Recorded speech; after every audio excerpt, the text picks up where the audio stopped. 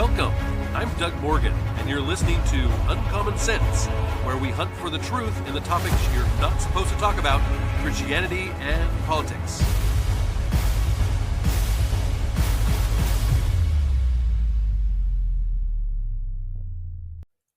It's time for our FOMO Friday report, where we bring you up to speed on the stories of the week that you should know a little bit about so that you don't have that fear of missing out feeling, right?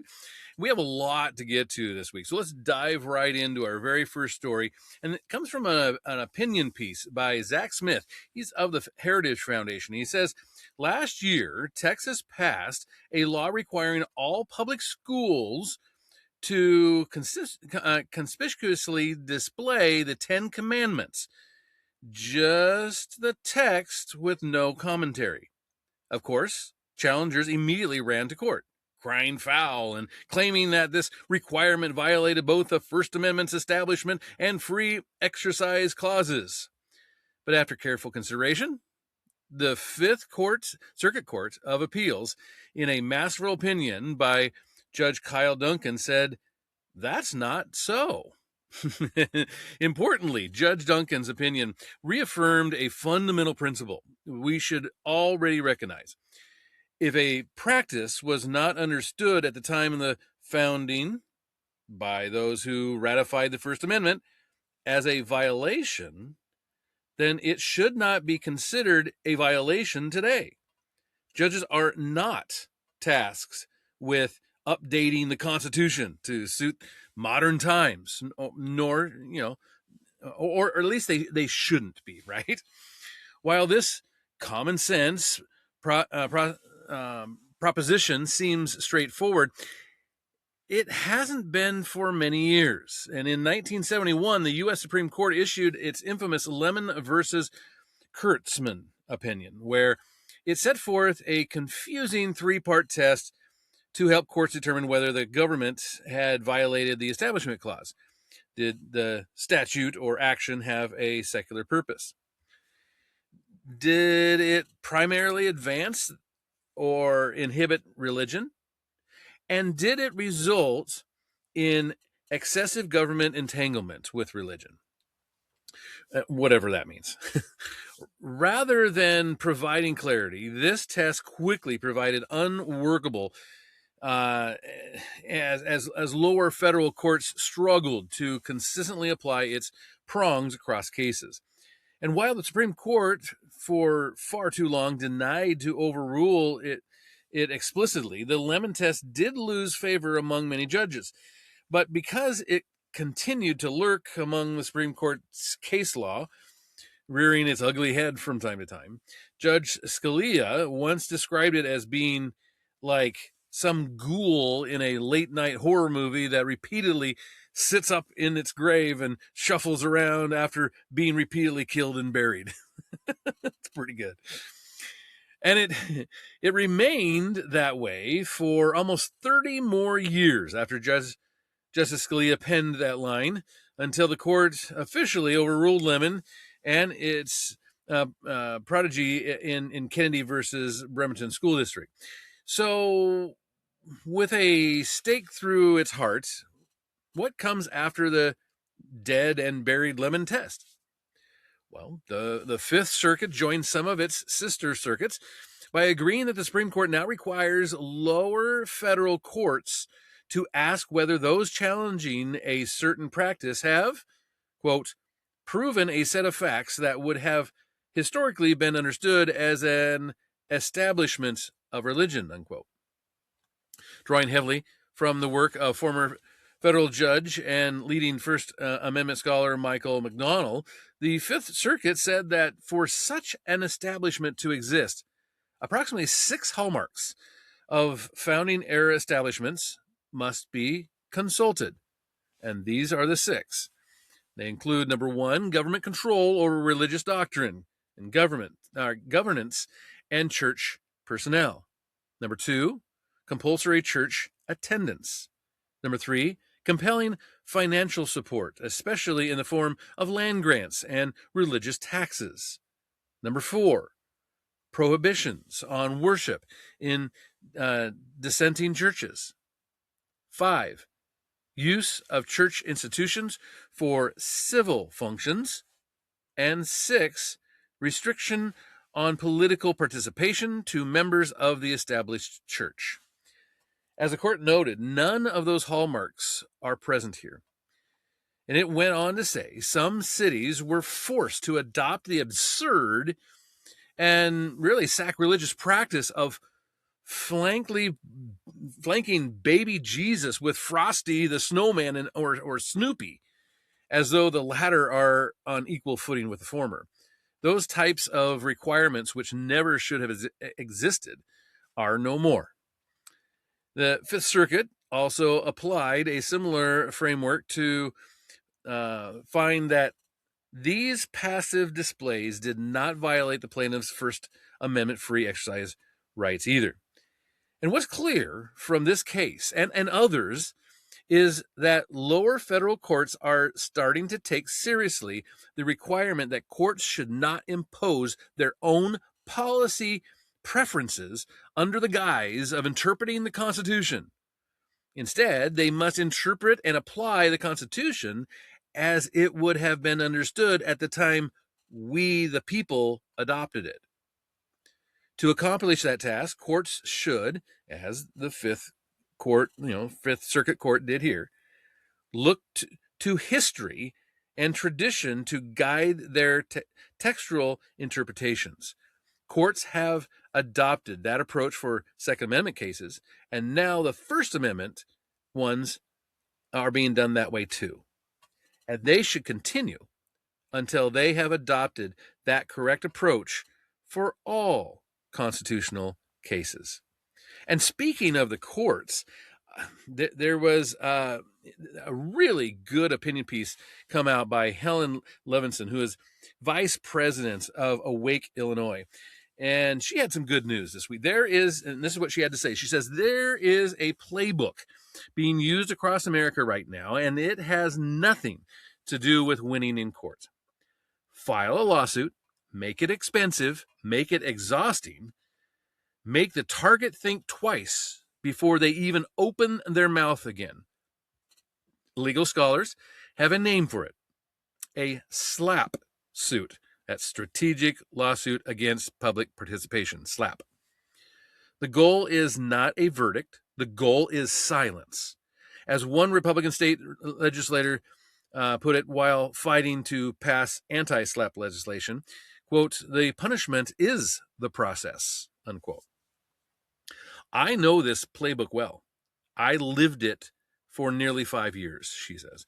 In 2020, I co-founded the Niles Township Accountability Coalition, or NTAC, with 2 other parents driven by growing concerns about certain school board members. What began as a local accountability effort quickly exploded as COVID upended our children's education and parents got a first-hand look into the classrooms through remote learning. And then came the post-George Floyd DEI wave, followed by gender ideology, pronoun policies, and social transition practices that often exclude parents entirely. NTAC quickly grew to more than 300 parents.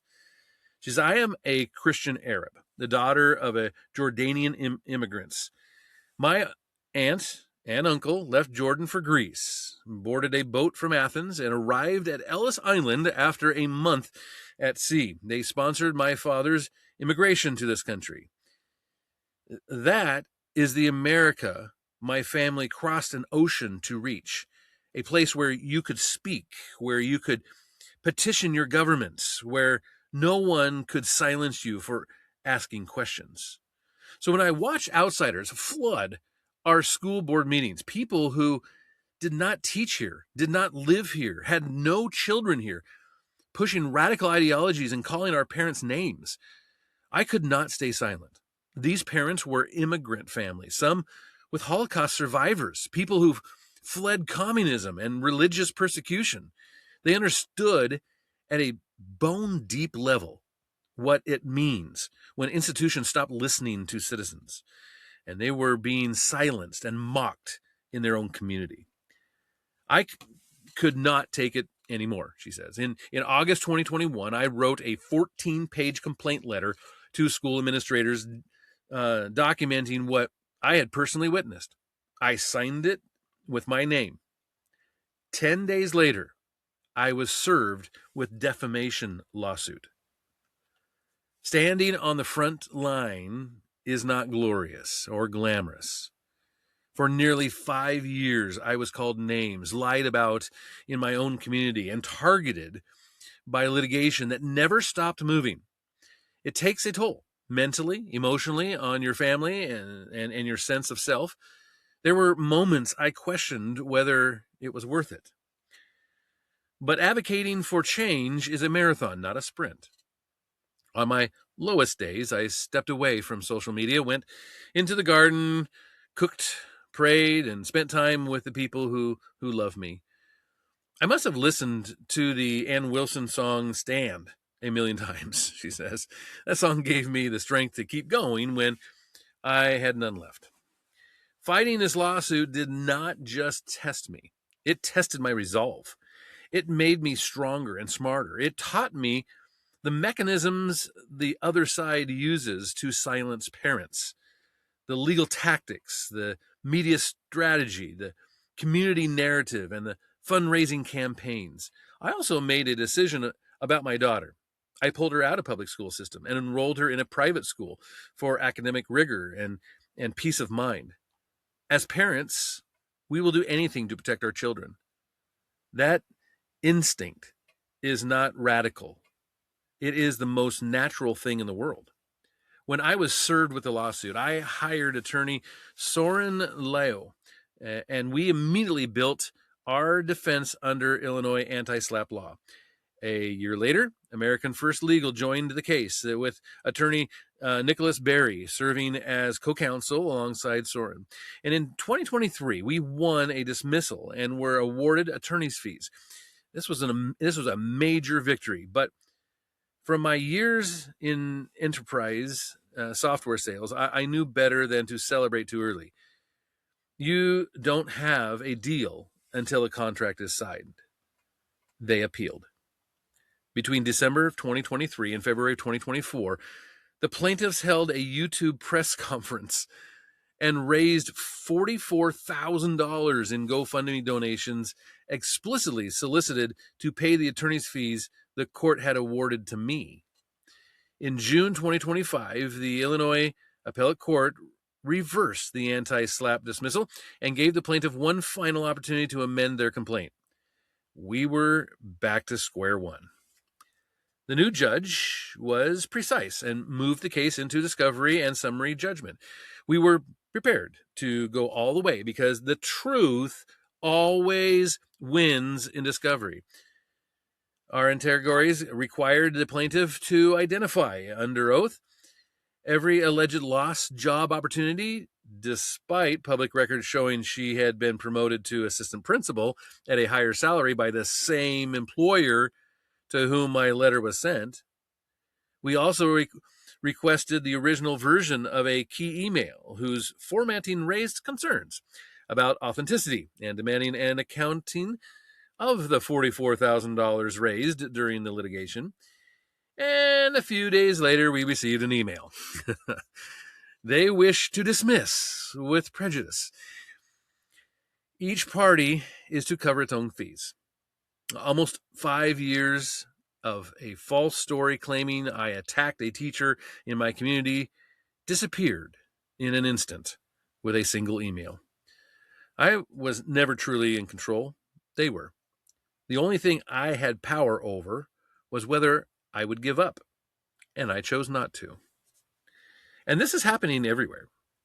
She says, my case is one thread in a much larger pattern across Illinois. People who have spoken out have faced the same playbook. Stacy Demar sued District 65 over race-based curriculum. Nicholas Georges filed a federal civil rights complaint against District 109 over locker room privacy.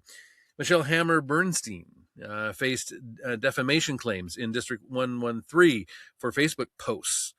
And in Libertyville, District 128 placed an administrator on leave after Marnie Navarro exposed a grooming scandal that administrators had quietly buried.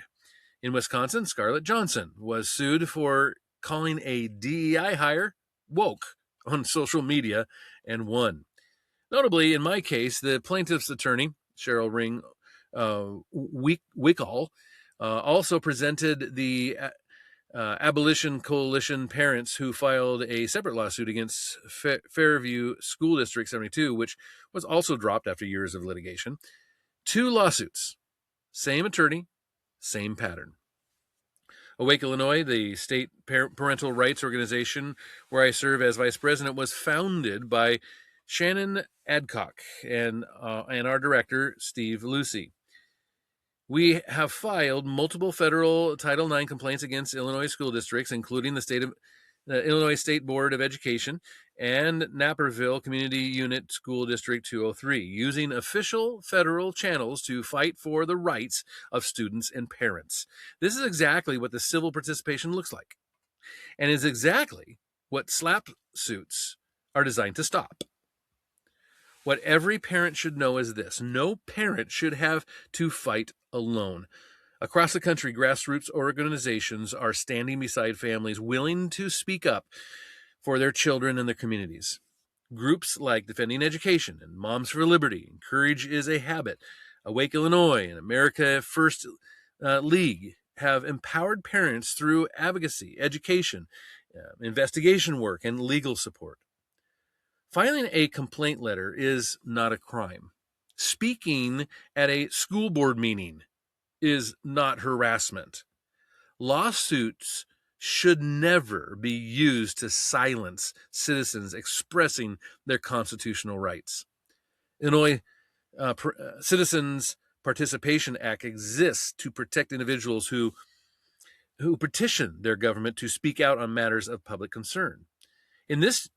As this chapter closes, she says, I am deeply grateful to my legal counsel, the organizations that stood beside me, and every person who offered support, prayers, and encouragement over these past several years. Their support carried me through one of the hardest battles of my life and reminded me of something important. Truth matters. Your voice matters. And no parent should ever be intimidated into silence for advocating for children. And I'll say it was stories like this one that led to what came out this week. And it's covered by an opinion piece by Penny Nance. And she is the CEO and president of Concerned Women for America. That's the nation's largest public policy women's organization. And she said this: growing up, I went to church with my family every Sunday to hear my father preach. During the week, we spent time with other Christian families, praying, singing hymns, and living out our faith. We felt safe practicing our Christian faith because we serve the all-powerful God, but also because of the United States Constitution. Fast forward to the Obama era, and even worse, the Biden administration, it became obvious to everyone paying attention that our government disfavored Christians in almost every way. To name just a few, we were being discriminated against in government contracts as Christian charities, in First Amendment claims as foster parents, and even in service to the country. A high-ranking military official quietly shared with me that during President Joe Biden's administration, Christian members of the military were afraid to wear crosses due to fear of retaliation and potential withholding of promotions. But finally, thanks to months of work and an over 200-page report from President Donald Trump's Department of Justice, DOJ, we know this to be true. Last week, the DOJ published its extensive and well-documented report, Eradicating Anti-Christian Biases Within the Federal Government. While it may not come as a shock to Christians that former President Biden and his cronies engaged in anti-Christian actions, what is shocking is the extent of the persecution. During those 4 years, the federal government prosecuted pro-life activists under the FACE Act for peaceful protests outside abortion clinics, with the Biden DOJ pursuing more severe charges and significantly harsher sentences for peaceful pro-life defendants than violent pro-abortion defendants. The Biden administration even colluded with abortion providers to persecute pro-life Americans. The Biden Equal Employment Opportunity Commission, or the EEOC, interpreted the Pregnant Workers Fairness Act to mean that employers are required to accommodate an employee's abortion, even if doing so would go against the employer's religious beliefs, such as those of the U.S. Conference of Catholic Bishops and things. The Biden administration relied on the Supreme Court's narrow Bostock decision to expand the definition of sex discrimination across federal policy, including Title IX and EEOC enforcement, moves that prompted legal challenges from religious employers who argued their beliefs were not adequately protected. Thousands of religious organizations that participated in the National School Lunch Program were barred from doing so under the Biden administration unless they complied with a new definition of sex. This reduced the amount of food available to kids who relied on it. The Biden administration attempted to prohibit so-called conversion therapy, or AKA the ability for Christian counselors to counsel those struggling with homosexuality or gender dysphoria. At the international level, the Biden administration removed Nigeria from its list of countries of particular concern, despite the well-documented cases of Christians being raped and murdered and tortured for their religious beliefs. For examples, the examples are extremely endless. The takeaway is that the Biden administration did everything it could to prohibit Christians from acting in accordance with our beliefs. The administration was willing to risk the lives of Americans for the sake of persecuting Christianity. This should concern all Americans, not just Christians. This is not the America the founders created, and it's not the one I grew up with. The government should not be in the business of persecuting anyone for their religious beliefs. Christians must be free to practice their religion without fear of being harassed by the government. Going forward, we are grateful that the Trump DOJ has identified and exposed the depth of the anti-Christian bias towards the persecution of Christians during former President Biden's tenure. And we are glad the DOJ is working to rectify the anti-Christian policies so that Christians' rights are protected. We encourage the DOJ to follow through and work to restore that which was taken from Christians throughout the government, and to ensure this persecution does not happen by the federal government again. However, the onus is on us as Christians to be guardians of the rights of future generations of Christian believers and members of other faiths. The founders understood, thanks to evangelist George Whitefield, that our rights come from God, not government. We must permit no erosion of these rights. At Concerned Women for America, we simply will not permit it. I thought that was really good.